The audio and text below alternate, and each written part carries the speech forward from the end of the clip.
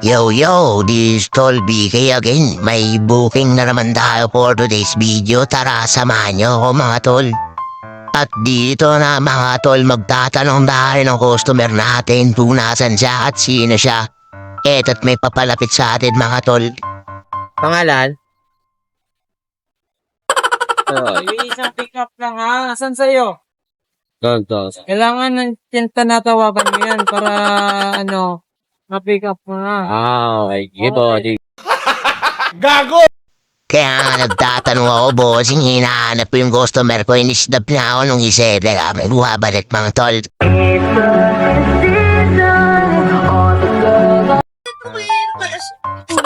Ayun. Tinatanong na ma'am kung mubit eh. Mukhang food panda hinahanap mo ma'am, kaya pinabayaan kita kanina. Naramdaman ko kasi yung gutom mo yung aura mo ma'am. Naramdaman ko kasi yung aura mo kanina eh. Muntik na kita i-cancel dahil snub mo ako. Tara ma'am, sakay ka na.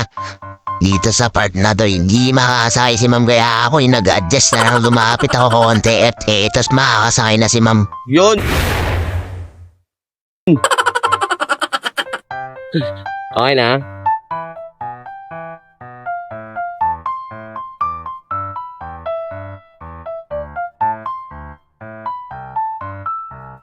Ba't hindi ka kanina, ma'am? Pa? Ba't hindi ka kanina? Ayos, exactly gusto ko. Tinitignan ko yung contact ko. Okay. Kala ko hindi mubit yung ng pinas mo. Nga mga tol, no? Tinitignan pala ni ma'am yung Honda daw sa likod, hindi pala panda. Kala niya kasi Honda yung panda. At dito lang at nakarating na kami sa kainan na drop-off area ni ma'am. Eto't magbabayad na siya mga tol. At binayaran na nga tayo ni ma'am ng sakto lang mga tol. At dahil sakto lang ang dinansakay niya sa akin mga tol, no? At sa booking natin na yung mga tol, no, nakaramdam tayo ng gutom. Nakakaingit kasi si ma'am eh. Nagutom ako bigla. Hanggang dito na lang muna mga tol, babos.